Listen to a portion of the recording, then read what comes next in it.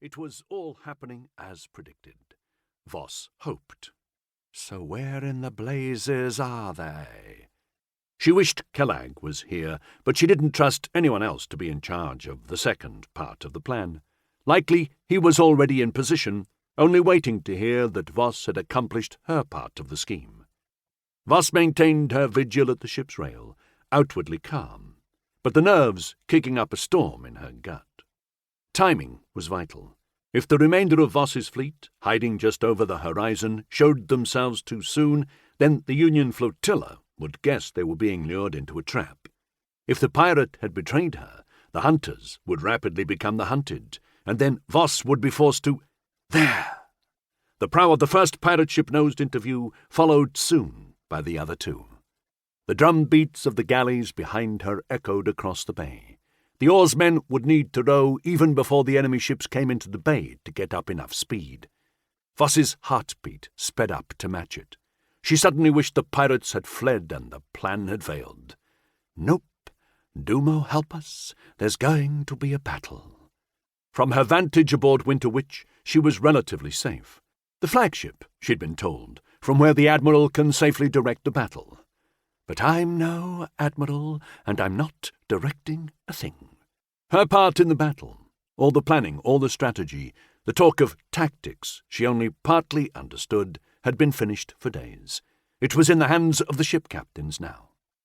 The trio of pirate ships turned sharply and entered the bay, to then split, two ships veering port, the other starboard. They were making room for the speeding galleys, the drumbeats increasing every second. The pirate frigates passed the galleys, heading in the opposite direction, full speed toward the mouth of the bay. The Union ships appeared a few moments later, turning into the bay at best speed. They saw what was happening and panicked, sails going slack as they tried to turn, but the high rock cliffs took their wind. The rest of the fleet was coming fast behind the Union ships. They must have topped the horizon, and Voss was only just noticing. The Union ships had apparently seen it too.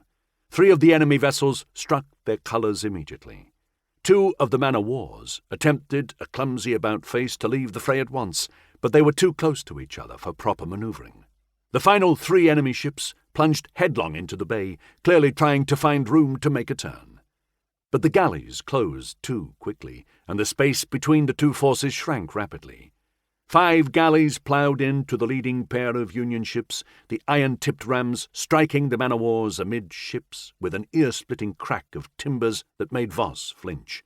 Screaming men were flung from the rigging as both Union ships lurched badly, only being hung up on the rams keeping them afloat.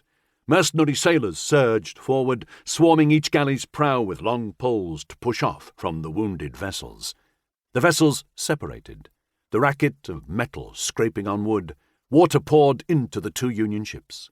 The dithering vessels at the mouth of the bay joined their brethren in striking their colours.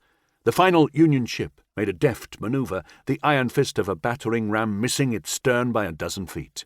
"It's turning too wide." The voice at her shoulder made Voss jump. She hadn't noticed that the dark-skinned Vorondak Islander had come up to stand next to her. Denny, Winter Witch's skipper, was a short, tight-muscled woman with an explosion of brown braids erupting from her head. "She'll never make the mouth of the bay," Denny said.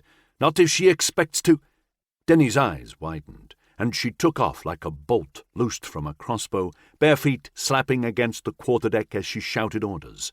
Sailors in the rigging sprang into action, pulling ropes and letting out sail. Denny barked another order, and the helmsman spun the ship's wheel. The Winter Witch began a sluggish, lumbering turn, the prow inching to one side. It wasn't going to be enough. The Union ship was trying to make a sweeping turn, back toward the mouth of the bay, passing in front of the Winter Witch, but it obviously wasn't going to make the turn. A collision was imminent. The captain of the enemy ship must have sensed the same thing.